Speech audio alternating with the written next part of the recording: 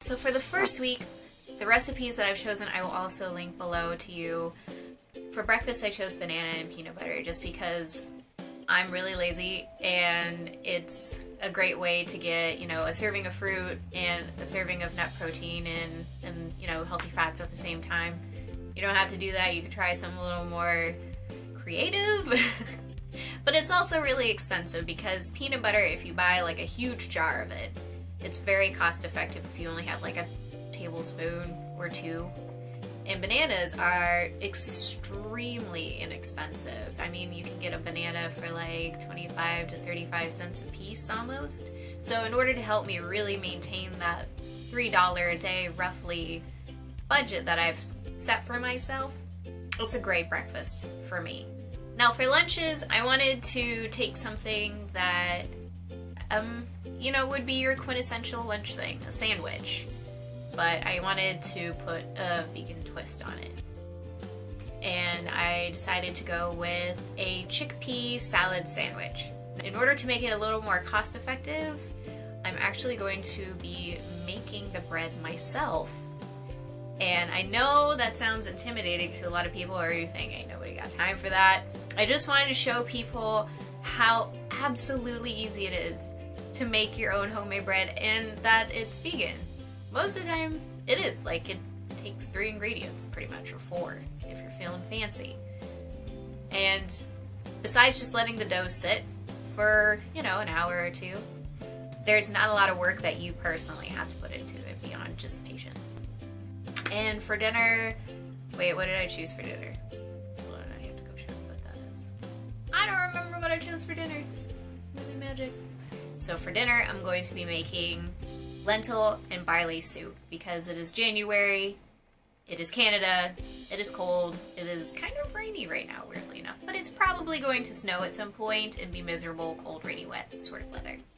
So lentil and barley soup is a very hearty meal, and as a dessert or a side item for either lunch or dinner if I'm still feeling hungry, I'm gonna be making homemade applesauce because it is so easy. I will never buy it in a can again after I learned how to make it. And it's literally 1 ingredient, 2 if you're feeling like you need the cinnamony goodness in there. And it tastes amazing. So what I'm going to do is I'm going to give you a price per day and then the total price for the entire week. So you guys, so we're all on the same page and so we know how much I hopefully am keeping on track with my $21 to $25 range per week. So let's go ahead and go shopping and see if we can do this. We can do this.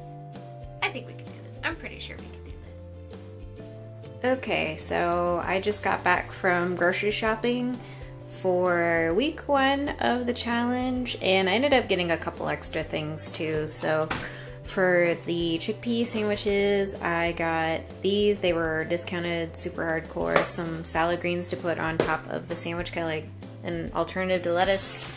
And I got beets too because they were super cheap to make some beet chips, and I will obviously include that recipe too. But the 2 places I went, so the first total for majority of the groceries, if I can get it to focus, was $9.20, and then I had to go somewhere different in order to get the barley for the lentil and barley soup, and so everything ended up costing a total of $20.85. Now some of the ingredients, and I'll go into that in more detail, some of the ingredients I already have, like I have peanut butter, I have garlic at home, I have bananas, so in theory I failed the challenge in the sense that I didn't get all of the ingredients for $21, everything I needed, but I also bought a lot of things in bulk too. So for example, this bag of apples, pretty sure I'm not going to go through 5 pounds of apples in 1 week, and I'm also pretty sure I'm not going to go through 5 pounds of carrots in 1 week too. But in terms of cost effectiveness, and same with like, what am I going to do with all that flour in a week, right? Surely not. Surely I can't eat that much flour. So I just wanted to say that in terms of the $21, I still stayed within the budget using some of the ingredients I've already had. But as a general whole, maybe you consider that a fail because I didn't pay for everything in $21. So however you want to view it, and I'm still going to do the price point per meal made too. So stay tuned for that. So like I had mentioned, breakfasts for the next couple mornings are going to be peanut butter with banana. And today I only have, as you can see, half a banana because the other half fell on the floor. So 2017 is off to a great start already. Okay, so first we started off, I put 1 cup, roughly 2 cups, 1 to 2 cups of dried chickpeas into a pot of boiling water that's been pre-salted. I'm gonna let that cook for a while. And now I'm going to start making the bread. So first I start out with a tablespoon of coconut sugar because coconut sugar is vegan, and it's lower in glycemic count if that's a concern for you. And I'll mix that with 2 teaspoons of yeast, dry yeast. And in this case, I'm trying to show you the label and totally failed the mission on that one. So 2 teaspoons of yeast will go right in with the sugar because the yeast needs something to munch on while it's activating and gets all foamy and bubbly, and you'll see the result of that in a bit too. And I will also add 1 cup of warm water, and then I'm just going to let that sit for about 10 minutes. All right, now that I've let the yeast sit for 10 minutes, you can see it's all foamy down at the bottom of the screen. I will add 2 cups of whole wheat flour, that whole wheat flour that I just purchased, and get that in there. I add 1 teaspoon of salt. And then in this case, these 2 ingredients are optional, so I'm going to add extra virgin olive oil, 2 tablespoons of that. And in this case, I'm making rosemary and olive oil bread because that is one of my favorite kinds of breads in general. I just think it's very delicious and aromatic, and I just really enjoy it. But you definitely don't have to do that. And then I will also be adding a heaping teaspoon of dried rosemary leaves. Now, if you're going to use fresh rosemary leaves, you're going to need to add a little bit more than that, just because obviously the leaves are more fresh, they're larger, they've got water content. But just keep that in mind, that that is also an optional ingredient. And you can really make whatever kind of bread you want. You can even just do a simple wheat bread. And last but not least, I will be adding the yeast, which has been munching on that coconut sugar, and I will mix all of that together until everything is well incorporated with a spatula. Doing some spatula action, woo woo. Okay, in this case, I've mixed it for a little bit, and now I'm just going to lightly flour my work surface. And then I will roll out the dough and knead it lightly before setting it aside and letting the yeast sort of rise and take hold of the flour and do its magical thing. Now it is, in this case, I'm gonna go ahead and tell you right now to double this recipe because this will not give you a full loaf of bread. This will give you a half loaf of bread, and you will see, I'm just foreshadowing right now, but you will see like in the results in the remainder of the video exactly what I mean by that. And I will also have the correct amount of things that you need to make the bread in the description box below. So now that I've rolled out the bread, I'm just going to add a little extra virgin olive oil back to my container, set the bread that I have kneaded on top, and then place a cloth on top and let it sit aside for an hour just to rise on its own.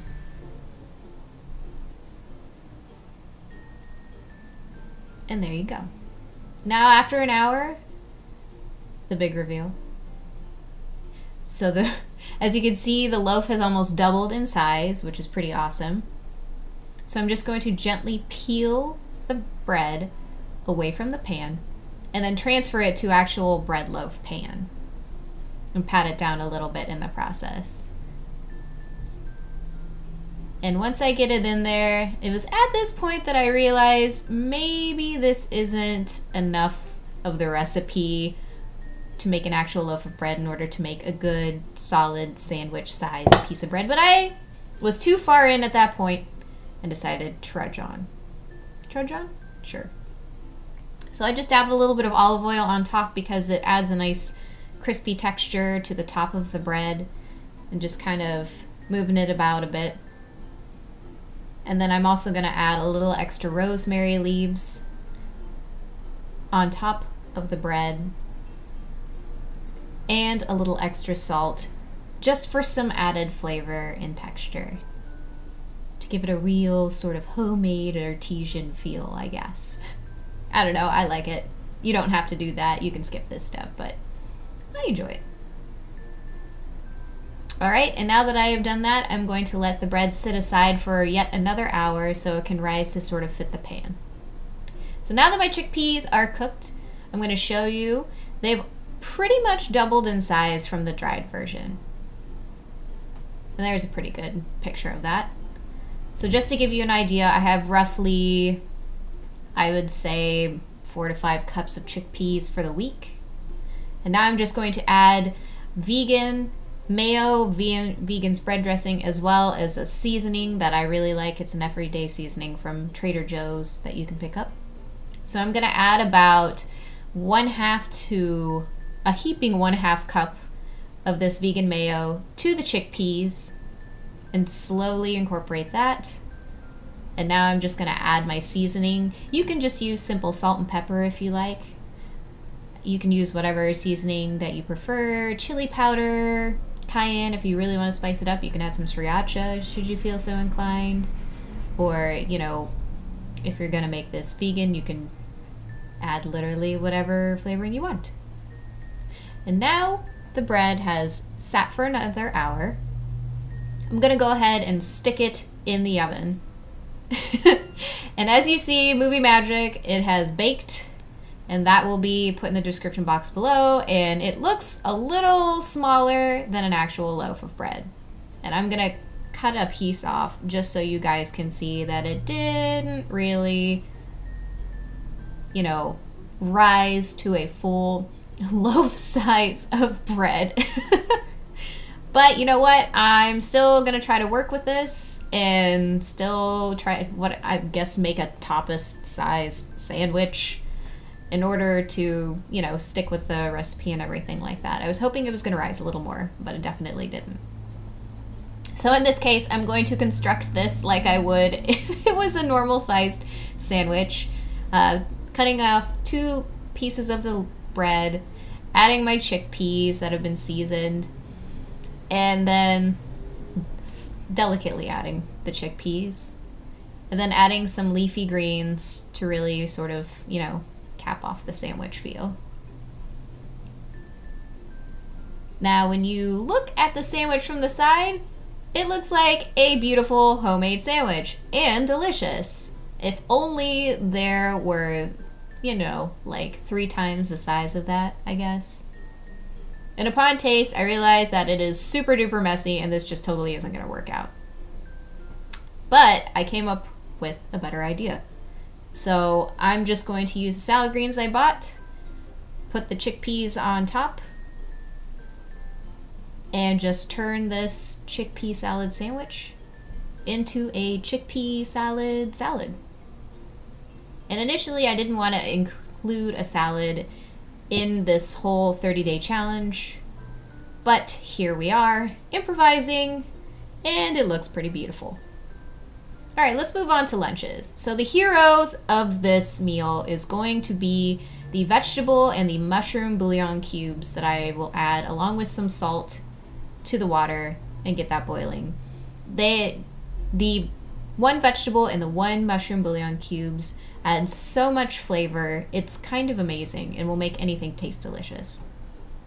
Now for the soup, I've chosen carrots, celery, onion, and garlic. And I'm going to movie magic and cut these up and dice them. You can cut however, what size you want. And then I'm just going to add each ingredient, the garlic, the onions, the celery, and the carrots to the boiling water, along with the barley. Now here's my fatal mistake here, adding the barley. So now I'm going to add 1 cup dried, 2 cups cooked lentils to this, what I thought was going to be delicious barley soup, but when I opened the pot, it looks like the barley had soaked up so much water and it turned into kind of like a porridge-like consistency, which I was not expecting. But again, decided to roll with it, added my lentils and stuff, and incorporated that into the soup, and decided to trudge on because, So here's this final product of the soup, and just a little taste test. It still looks very colorful, very kind of looks delicious. But when I tried it, it actually tasted really amazing, and I didn't have a problem with the texture of the barley or anything like that. So I decided to keep this recipe for the week. Now, on to my first snack. I'm going to make the beet chips.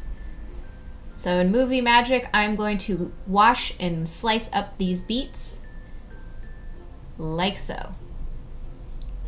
And they're actually kind of pretty. So I used a knife in order to cut up these beets, but I would recommend if you have a mandolin, in order to get each slice or beet chip the same consistent sort of thickness, definitely use that. Also, it's a heck of a lot safer too, because these beets were kind of tough to work with. But I laid them all out on a baking sheet and lightly salted them. So I'm going to go ahead and stick those in the oven. And when they are done, they're going to look something like this. Now I had to cook these for about an hour, and I had to flip them halfway through so they would cook on the other side as well. But upon completion, your beet chips are going to shrink quite a bit in comparison to what they were before. And the crispy ones are going to taste really amazing. If they're not done, they're going to be still a little flimsy, so you can just pop them back in the oven if they haven't cooked enough for you. And last but not least, snack number 2, we're going to make some applesauce. Now by this point, I've been filming for 3 hours, so I got really lazy and just quartered my apples, put them in a pot with 2 teaspoons of cinnamon. You turn on your oven stovetop to low heat, add a lid, and let it sit. And seriously, that is all you need to do to make homemade applesauce. And this is what it looks like. You can obviously take the skins off too. So I know it doesn't look very appetizing with the skins. It kind of looks a lot like pulled barbecue pork. But I'm gonna just trust me on this one. It tastes really amazing, even with the skins, because they're so soft. You don't really even notice them if you have like a texture issue or anything like that.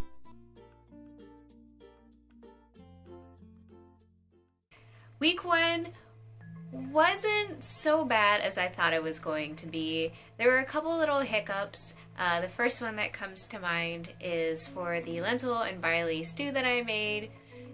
The barley that I got, I guess, was less of a soup kind of barley and more of a breakfast kind of barley. It almost had this sort of consistency of like oatmeal when it actually got saturated with water, and it was less of those little traditional sort of barleys that you would see in a soup. And so it didn't really turn out the way that I expected it to. So for that recipe, I'm going to recommend, and I put it in the description box as well, that maybe you want to stick with lentils and brown rice as opposed to using barley, just because it is still very cost effective. It's still going to be delicious, and it won't have that weird sort of soggy feeling if you have like texture issues or stuff. The second hiccup that really kind of sort of everyone got a chance to see as well was the bread recipe that I had chosen was more for a half a bread loaf than a full loaf of bread. And when baked, it didn't actually turn out to be sandwich sized. So I had to improvise, and thankfully I had bought those greens to go along with my chickpea salad sandwich. So I ended up just making a chickpea salad and then had a couple slices of mini bread on the side, and it was still delicious and still very filling. It just wasn't the sandwich that I had originally anticipated. Alright, now here's the moment that we've all been waiting for, the total cost of everything per week and a total cost breakdown per day. So my goal initially was, of course, to do this challenge with $21 on the week, which is roughly $3 a day is what I budgeted for myself.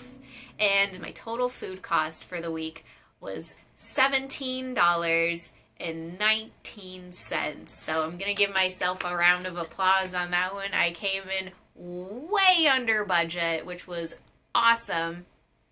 And the total cost per day was also obviously under $3 at $2.45 on the day. So that just goes to show I'm really excited that I ended up doing this first week successfully, and I hope that this can motivate you to sort of be more interested in trying out this challenge for yourself. And thanks so much for watching this really long video, and I'll see you next time here on Christina Does.